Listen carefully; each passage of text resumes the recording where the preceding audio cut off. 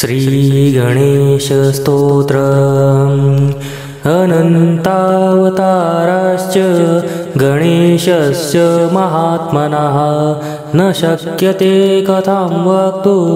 मया वर्षशतैरपि संक्षेपेण प्रवक्ष्यामि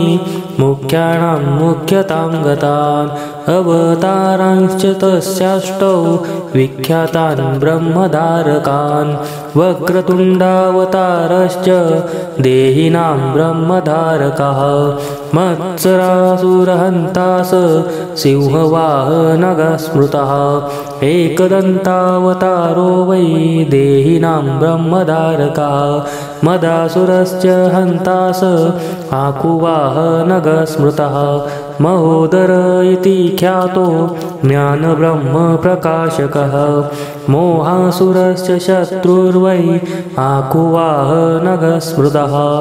गजाननास्य विज्ञेया सांख्येभ्यः सिद्धिदायकः लोभासुरप्रहर्ता च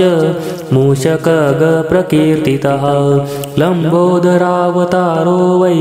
क्रोधसुरनिबर्हणः आकुगशक्तिब्रह्मासन् तस्य धारक उच्यते विकटो नाम विख्याता कामसुरप्रदाहकः मयूरवाहनश्चायं सौरमात्मधरस्मृतः विघ्नराजावतारोश्च शेषवाहन उच्यते ममासुरप्रहन्तास विष्णुब्रह्मेति वाचकः धूम्रवर्णावतारश्चाभिमानासुरनाशकः आकुवाहनदां प्राप्ता शिवात्मक स उच्यते एतेष्टौ ते मया प्रोक्ता गणेशाशा विनायकः येषां भजनमात्रेण स्वस्वब्रह्मप्रधारकः।